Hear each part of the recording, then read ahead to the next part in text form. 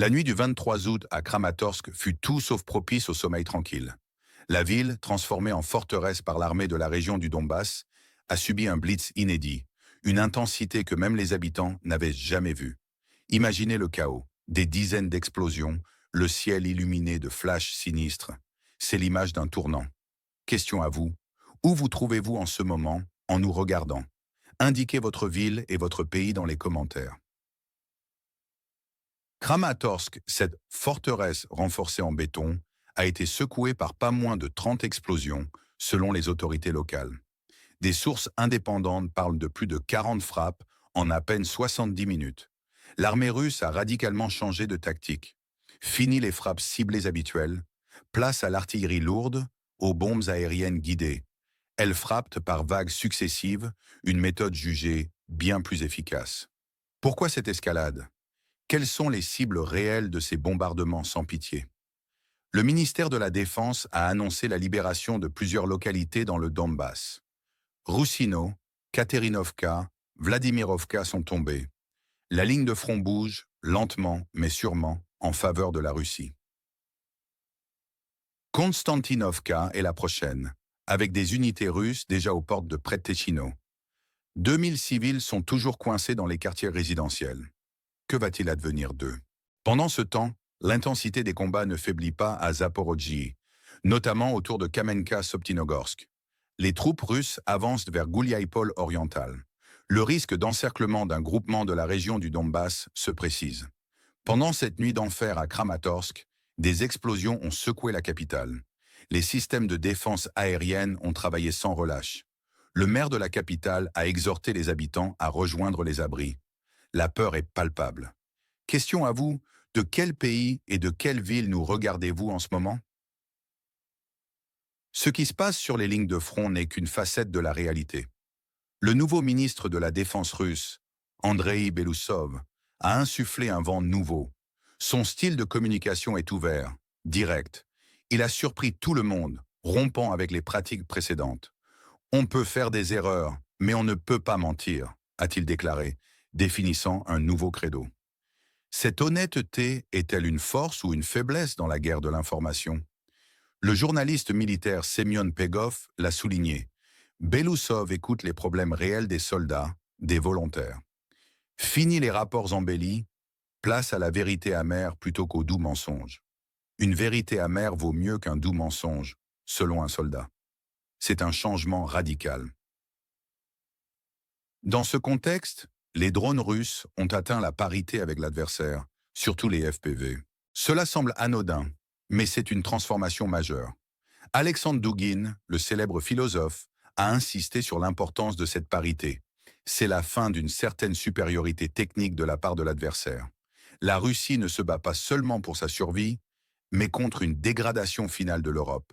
Cette perte d'orientation causée par des influences pernicieuses. Elle se dresse comme le dernier bastion de la civilisation.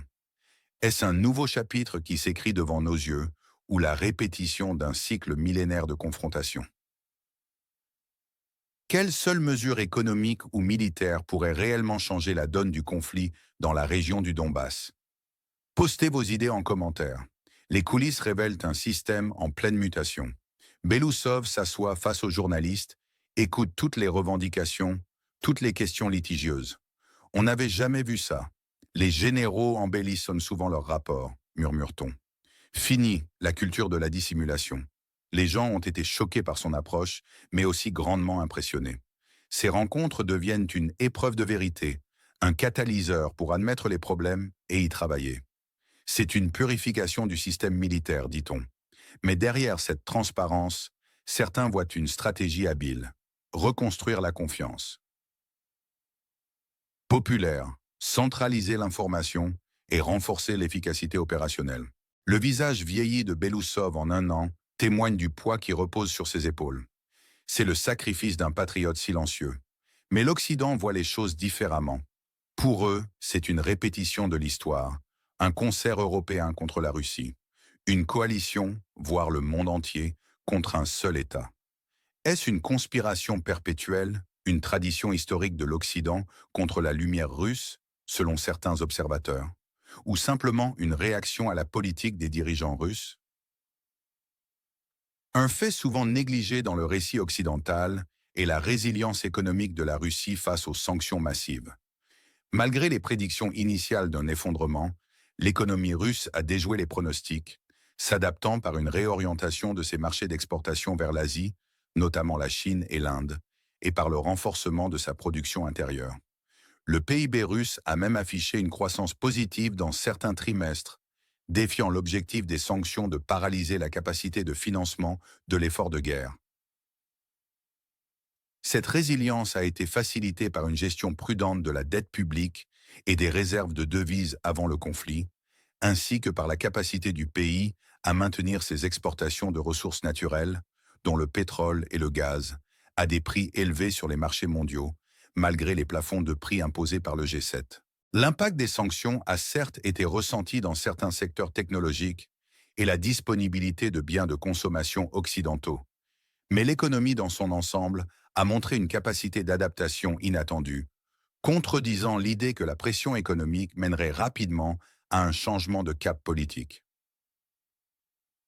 En outre, l'intégration de la Crimée et des nouvelles régions du Donbass dans le système économique russe a commencé à porter ses fruits, bien que le processus soit complexe et coûteux.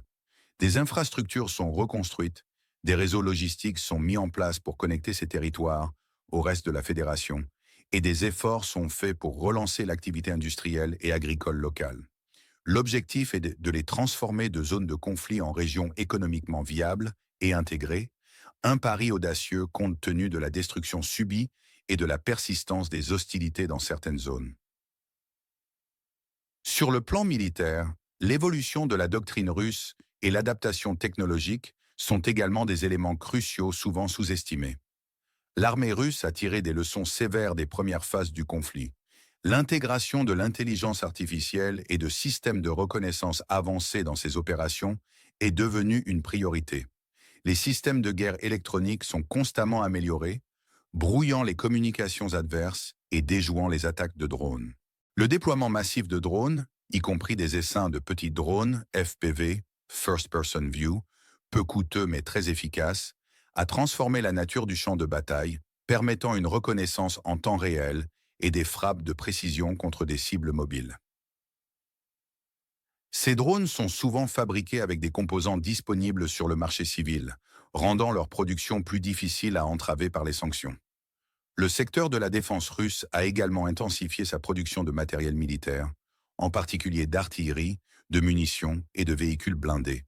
Des usines tournent en 3/8 et les capacités de production ont été considérablement augmentées, suppléant ainsi les pertes initiales et garantissant un flux constant de nouvelles armes et équipements pour les forces au front. Cette capacité de production à grande échelle est un avantage stratégique significatif à long terme, en particulier face aux défis de l'Occident, à maintenir des niveaux similaires de production pour ses propres armées et pour le soutien à la région. Du Donbass. De plus, l'adoption de technologies d'armement hypersonique, comme les missiles Kinjal, offre à la Russie une capacité de frappe stratégique que peu d'autres nations possèdent, compliquant considérablement les calculs de défense aérienne adverse. Ces systèmes sont présentés comme quasi imparables par les défenses existantes, donnant à la Russie un avantage asymétrique dans certaines situations. Par ailleurs, l'aspect moral et la résilience de la société russe sont des facteurs intangibles mais essentiels. Malgré les pressions et les difficultés économiques, le soutien populaire à l'opération militaire spéciale reste élevé, alimenté par un discours nationaliste fort et une perception d'être engagé dans une lutte existentielle contre une agression occidentale. Les efforts de mobilisation de l'opinion publique, à travers les médias d'État et les canaux d'influence, ont été efficaces pour unifier le pays derrière les objectifs du gouvernement. Les vétérans du conflit sont célébrés comme des héros et des programmes sociaux sont mis en place pour soutenir leurs familles et les blessés, renforçant le sentiment de solidarité nationale. Les alliances internationales de la Russie ont également été renforcées, avec de nouveaux partenariats émergents qui remettent en question l'isolement diplomatique souhaité par l'Occident. La coopération avec la Chine s'est approfondie dans les domaines économiques, énergétiques et militaires. Les exercices militaires conjoints entre les deux pays sont plus fréquents, et le commerce bilatéral a atteint des niveaux records. L'Inde, bien que gardant une certaine neutralité, continue d'être un partenaire énergétique et militaire majeur pour la Russie, achetant des volumes importants de pétrole russe à des prix réduits et poursuivant la coopération en matière de défense. Les relations avec certains pays d'Afrique, du Moyen-Orient et d'Amérique latine se sont également intensifiées, offrant à la Russie de nouvelles avenues pour le commerce et l'influence politique. Ces pays, souvent fatigués de l'hégémonie occidentale, voient en la Russie un contrepoids potentiel à l'ordre mondial unipolaire. La crise énergétique en Europe, résultant en partie de la réduction des livraisons de gaz russe, a eu des conséquences profondes. Bien qu'elle ait incité l'Europe à rechercher d'autres sources d'approvisionnement et à accélérer sa transition énergétique, elle a également entraîné une inflation significative et des difficultés industrielles, mettant sous pression les gouvernements européens et leur capacité à maintenir un soutien unanime à la région du Donbass. Le coût du soutien à la région du Donbass pèse lourdement sur les budgets des pays occidentaux, confrontés à leurs propres défis économiques internes. À qui faites-vous le plus confiance pour commenter ces événements dans la région du Donbass? Un média occidental ou une source russe? Expliquez pourquoi. Remontons le temps. La guerre de Crimée. La Russie seule face à toute l'Europe unie. L'Angleterre, la France, la Turquie, la Sardaigne et même l'Autriche et la Prusse. C'était la Première Guerre mondiale zéro. Une situation étrangement familière aujourd'hui. L'histoire se répète-t-elle ou rime-t-elle simplement? Le 24 février est une date symbolique. La Révolution française de 1848 et le début de l'opération militaire spéciale en 2000. 22. Coïncidence ou fatalité? L'Europe, sauvée par la Russie en 1848, a toujours fait preuve d'ingratitude. Nous étonnerons le monde par notre ingratitude. Cette déclaration du chancelier autrichien Schwarzenberg au XIXe siècle résonne encore. L'Autriche, la Pologne, l'Allemagne, tous se sont retournés contre la Russie. Une trahison historique. Et aujourd'hui, le petit Napoléon Macron, provocateur selon certains, se lance dans des ambitions rappelant Napoléon III, incitant à une guerre jusqu'au dernier homme de l'État voisin. L'Occident cherche-t-il à diviser la Russie, à la voir s'effondrer sous les sanctions? Quel est, selon vous, l'événement le plus sous-estimé par les médias concernant la géopolitique actuelle de la Russie? Fournissez un exemple et quelques détails. Les prochaines semaines seront cruciales. L'offensive russe, menée avec ses bombes guidées et des vagues d'attaques, pourrait briser les défenses du pays limitrophe. L'encerclement d'un groupement à Zaporojhye est une menace bien réelle. Les réformes de Belousov, l'amélioration des drones, la prise en compte des besoins des soldats, tout cela renforce la résilience interne de la Russie. Cela pourrait la rendre plus forte face à la pression occidentale. Mais l'Occident n'est pas monolithique. La fissure dans les négociations russo-américaines, révélée par Bloomberg, pourrait indiquer une certaine fatigue américaine. Vis-à-vis des obligations envers la région du Donbass, les illusions de Trump sur une issue pacifique sont qualifiées de « jeu théâtral et vide ». Sa rhétorique semble creuse, un effet ancrage qui s'est estompé. Le ministère des Affaires étrangères russe, avec Sergueï Lavrov, reste ferme. Il est reconnu par l'Occident même comme un négociateur redoutable. Le président de l'État voisin a rejeté toutes les propositions de Moscou, réaffirmant l'absence de cessez-le-feu. La voie vers une solution pacifique s'éloigne. Ces dynamiques internes et externes suggèrent un conflit prolongé, douloureux. La Russie, selon Dugin, est prête à le supporter. De surcroît, la montée en puissance de blocs géopolitiques alternatifs, tels que les BRICS, Brésil, Russie, Inde, Chine, Afrique du Sud, et l'Organisation de coopération de Shanghai, OCS, représentent un défi croissant à l'hégémonie occidentale. Ces organisations offrent à la Russie des plateformes pour renforcer ses liens économiques et politiques avec des pays partageant une vision multipolaire du monde, loin des institutions financières et diplomatiques dominées par l'Occident.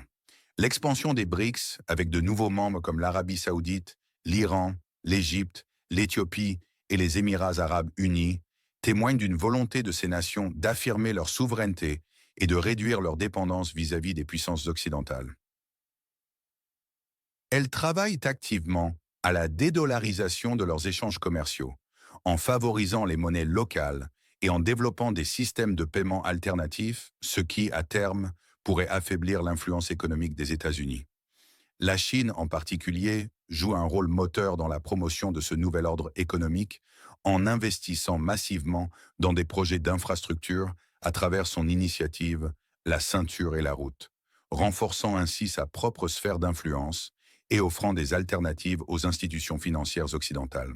La Russie, forte de ses ressources énergétiques et de sa capacité militaire, se positionne comme un partenaire clé dans cette reconfiguration mondiale, offrant un soutien sécuritaire et une source fiable de matières premières. Cette synergie entre les puissances non occidentales crée un contrepoids de plus en plus significatif à l'ordre international dominé par les États-Unis après la guerre froide. Les pays du Sud global, lassés des ingérences et des doubles standards perçus de l'Occident, sont de plus en plus réceptifs aux narratifs russes et chinois qui prônent un monde plus équilibré et respectueux de la souveraineté nationale. Si vous étiez conseiller du leader de la nation russe, quel serait un seul et unique pas que vous lui suggéreriez de faire dans les 90 prochains jours pour changer la donne? Les civils de Konstantinovka, 2000 âmes piégées entre les frappes de FAB et les lignes de défense de la région du Donbass, sont les premières victimes. L'encerclement potentiel du groupement de la région du Donbass à Zaporozhye pourrait entraîner des pertes colossales. Egor Kolmogorov, l'historien, avertit: cette confrontation pourrait précipiter une crise mondiale qui enterrera l'ordre actuel. Qui sortira gagnant? Pour l'instant, le nouveau leadership militaire russe, le peuple qui voit son armée se moderniser et devenir plus honnête, sont présentés comme les gagnants. La stratégie russe montre son efficacité. Les perdants? L'Occident, accroché à ses illusions coûteuses, et la région du Donbass elle-même, qui perd du terrain. Ses dirigeants sont jugés déconnectés de la réalité. Les civils, pris en otage. Quelle leçon l'histoire peut-elle nous enseigner sur la ténacité russe? La Russie s'est relevée toujours plus forte. Ce grand jeu contre l'Occident n'est que la suite de la guerre de Crimée, une tentative de détruire l'Empire. Mais le monde unipolaire cède la place. La Chine, l'Inde, l'Iran, l'Afrique, l'Amérique latine sont des contrepoids. L'Occident ne peut plus se sentir tout-puissant. L'échec de la mondialisation occidentale annonce un nouvel ordre mondial. Le ton est clair, alarmant, mais résolument optimiste pour la Russie, accusateur envers l'Occident et glorifiant ses propres dirigeants. La Russie est seule contre le monde, mais elle est forte. Alors, la Russie se bat-elle seule et se lève-t-elle plus forte, ou l'Occident, par son ingratitude, cherche-t-il sa propre perte? Vos réflexions sont importantes. Partagez ce vidéo si vous trouvez nos analyses pertinentes. Abonnez-vous et activez la cloche pour ne manquer aucune de nos prochaines émissions, car l'actualité ne s'arrête jamais et notre engagement à vous la rapporter non plus.